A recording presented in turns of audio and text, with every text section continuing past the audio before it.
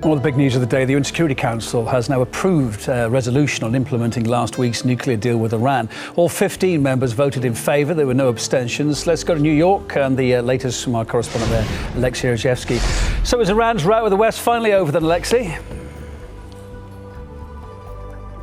Well, I've been covering UN Security Council meetings for quite some time now. It's a really rare occasion when you can see all its members raising their hands unanimously for a certain resolution. So this was the case. The Iranian resolution has been passed. It pretty much rubber stamps the Iranian deal of last week. On the side of the UN, it says what will happen if Iran breaches the terms of the agreements. But still, despite this positivity within the UN Security Council chambers, the US ambassador Samantha Power made it quite clear that things are not that easy as they may seem. Let's listen. This nuclear deal doesn't change our profound concern about human rights violations committed by the Iranian government or about the instability Iran fuels beyond its nuclear program, from its support for terrorist proxies to its repeated threats against Israel to its other destabilizing activities in the region. Well, you heard it yourself. The relations are still far from being easy, and this is pretty much the same sentiment heard from the top politicians both in Iran and the United States, namely John Kerry and Khamenei. Let's listen to them as well. We're still adversaries. We're not allies and friends by any means. با آمریکا در مورد مسائل گوناگون جهانی و منطقه‌ای مذاکره‌ای نداریم. You can see fists are flying high there with all this rhetoric, but even higher the fists are flying at the US Congress, because President Obama, who clearly sees this as his legacy, he describes this deal as historic, he's facing an uphill battle because there's already been a lot of criticism within the US Congress about this deal, and it doesn't look certain that this deal will be ratified by the US Congress. And Obama said he would even use the veto, his right to veto, if there will be any kind of legislation blocking this deal. And another part of the story, it's also not an easy one. It's the reaction coming from Israel, which has been for the last week saying that this is a historic mistake, that Iran would go into a nuclear arms race and the region will now be completely destroyed, as some officials in Israel have been saying. They even went as far as making sort of propaganda cartoons in perfect English and sending them over to the United States to counter this threat. Let's have a look at that. Imagine how dangerous Islamic State would be if it had armored divisions, fighter jets, and ballistic missiles. Imagine Islamic State building atomic bombs. Well, maybe it's not that hard to imagine. The Islamic State of Iran, like ISIS, just much bigger. All right, the Iran nuclear deal is facing its biggest hurdle yet, Congress. Today, Secretary John Kerry, Secretary Jack Lew, and Secretary Ernest Moniz testified before the Senate Foreign Relations Committee, marking the beginning of a 2-month-long review process. Listen to this. Is Iran banned from ballistic missile work for the next 8 years? They are... No. Well... No. Look, you want to answer, Senator? They are restrained from any sharing of missile technology, purchase of missile technology, exchange of missile technology, work on missiles.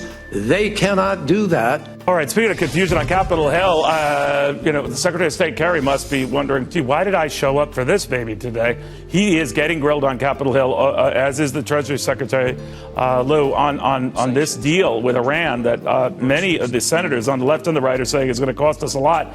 Ted Cruz has been a leading critic against this deal, and he even took some heat with some of those folks behind him, not all of them, but some who said that this deal was better than no deal. Senator, I heard a little bit about what you had told at least one protester, that this deal is not better than no deal. Explain. Well, in my view, this Iranian nuclear deal is a catastrophic deal. I'm here in Lafayette Park with a number of protesters who are standing with the American people to stop this catastrophic deal. Concerned Women of America put this on. And 3 consequences will flow from this deal if it goes through. Number one, if this deal goes through, over $100 billion will flow to Iran. They will pass it on to Hamas, to Hezbollah, to the Houthis. Without exaggeration, the Obama administration, President Obama and Hillary Clinton and John Kerry, will become the leading global financiers of radical Islamic terrorism in the world. that money will be used to murder Americans, to murder Israelis, to murder Europeans. That makes no sense. Number two, the second thing we know that will happen is 4 hostages are languishing in Iran. Pastor Saeed Abedini, Amir Hekmati, Jason Rezi, and Robert Levinson. You know, the last president to leave our hostages languishing in Iran was Jimmy Carter, and Barack Obama is demonstrating the same weakness and appeasement. We're lifting sanctions on General Soleimani, the head of the Al-Quds forces responsible for murdering hundreds, if not thousands, of U.S. servicemen, and yet we're leaving a Christian pastor, a Marine, American citizens, a reporter to languish in Iranian hellholes.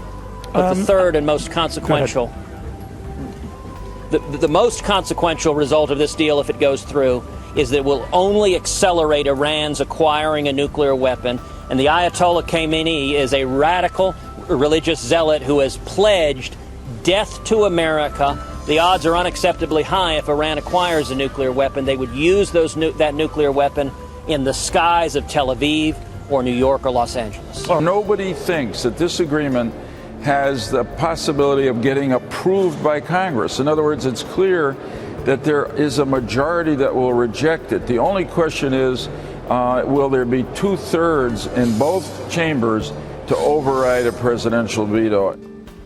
All right, you heard from Joe Lieberman there from my chat with him yesterday that he thinks there will be, that they're very close, if not at that point already. Republican Senator from the fine state of Montana, Steve Daines, on whether he agrees with that. Now, the 67 votes is what's crucial, Senator. Are you there?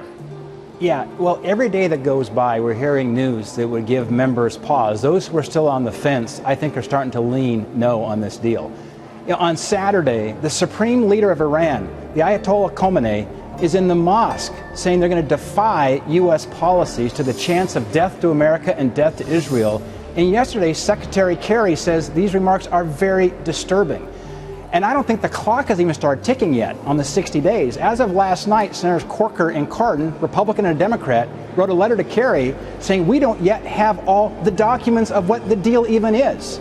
So I think as members look at the deal who are still on the fence, when they go back home in August and stand in front of the people that sent them back to Washington to defend this country, I do not think this deal is going to continue to increase momentum. If anything, I think there's going to be more momentum to kill this deal and to get the 67 votes. And what do you say to that? Because the president is also going to come back and say, you know, the UN has already voted, the Council unanimously for this, so all those member countries, including the likes of France and Great Britain, what have you, are going to resume diplomatic relations and trade with Iran and lift tens of billions of dollars worth of sanctions, with or without us. What do you think? Yeah, I don't think that vote from the UN to bypass Congress helped the president.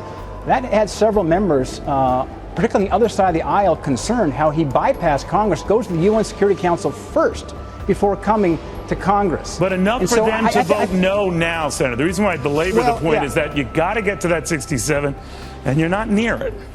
Yeah, but I tell you what, I think we can count probably on one hand right now the Democrats who have publicly come out and said they support this deal. Remember back last spring when we signed the letter Senator Cotton sent to Iran? Right. There were 47 of us at that point. By the time that moved through Congress, the final vote on that was 98-1, saying that the Congress should weigh in on the deal. And if you remember last March and April, it was looking very, very concerning. It was 98-1 at the end. I think, again, time is on the side of those who believe that this is a bad deal for America, it's a bad deal for the world. I think that is very, very concerning for us. This is about the security of the United States and the free world. Senator, thank you very, very much. I had forgotten that he's right. That was that 98-1 view of opinion in the Senate. The world is a much more dangerous place today than it was yesterday. The leading international powers have bet our collective future on a deal with the foremost sponsor of international terrorism. They've gambled that in 10 years' time, Iran's terrorist regime will change while removing any incentive for it to do so. In fact, the deal gives Iran every incentive not to change. In the coming decade, the deal will reward Iran, the terrorist regime in Tehran, with hundreds of billions of dollars. This cash bonanza will fuel Iran's terrorism worldwide, its aggression in the region, and its efforts to destroy Israel, which are ongoing. Amazingly, This bad deal does not require Iran to cease its aggressive behavior in any way. And just last Friday, that aggression was on display for all to see. While the negotiators were closing the deal in Vienna, Iran's supposedly moderate president chose to go to a rally in Tehran. And at this rally, a frenzied mob burned American and Israeli flags and chanted, "Death to America, death to Israel." Now, this didn't happen 4 years ago. It happened 4 days ago. Iran's supreme leader, the Ayatollah Khamenei, said on March 21st that the deal does not limit Iran's aggression in any way. He said, "Negotiations with the United States on the nuclear issue and on nothing else." And 3 days ago, he made that clear again. The United States, he said, embodies global arrogance, and the battle against it will continue unabated even after the nuclear agreement is concluded. Here's what Hassan Nasrallah, the head of Iran's terrorist proxy Hezbollah, said about sanctions relief, which is a key component of the deal. He said, "A rich and strong Iran will be able to stand by its allies and friends in the region more than at any time in the past." Translation: Iran's support for terrorism and subversion will actually increase after the deal. In addition to filling Iran's terror war chest, this deal repeats the mistakes made with North Korea. There too, we were assured that inspections and verifications would prevent a rogue regime from developing nuclear weapons. And we all know how that ended. The bottom line of this very bad deal is exactly what Iran's President Rouhani said today. The international community is removing the sanctions, and Iran is keeping its nuclear program. By not dismantling Iran's nuclear program, in a decade this deal will give an unreformed, unrepentant, and far richer terrorist regime the capacity to produce many nuclear bombs. In fact, an entire nuclear arsenal with the means to deliver it. What a stunning, historic mistake. Israel is not bound by this deal with Iran, and Israel is not bound by this deal with Iran because Iran continues to seek our destruction. We will always defend ourselves. I think this is a terrible historic mistake. I think July 14th, 2015 will be remembered as the day that the world paved the way for a new nuclear terror superpower, which is the Islamic Republic of Iran. Because here's the main point. We keep on hearing that it's a verifiable sanction regime. But here's the thing. In order to go and make an inspection, you have to notify the Iranians 24 days in advance. That's a farce. Of course, that within the 24 days, they're going to clean up the facility, get away with the inspections, and continue, go on with what they do. Imagine a local police station raiding a drug baron and telling him a month in advance that we're going to raid you. You cannot have verifiable inspections if you have to notify them in advance and they can object, and then there's a committee. This is not serious. I'll remind you that originally they said anytime, any place. It was supposed to be surprise inspections, but there's no surprise here anymore. Well, you're supposed to understand that a country that's surrounded with Hezbollah in the north, Syria on the north, ISIS on the east, and Hamas on the south, we're the sole democracy and the most dangerous place in the world. We're going to defend ourselves. I'll remind you that the West signed a deal with North Korea, said that it would make the world a safer place. And of course, all the words evaporated and North Korea acquired nuclear weapons. This is a rerun of North Korea, 1-to-1. I did ask you, and it was a simple yes or no, does Israel have the ability to make 80 nuclear weapons from its stockpile in 2015? Does it have that capability? Israel has the ability to defend itself anytime, and we will defend ourselves.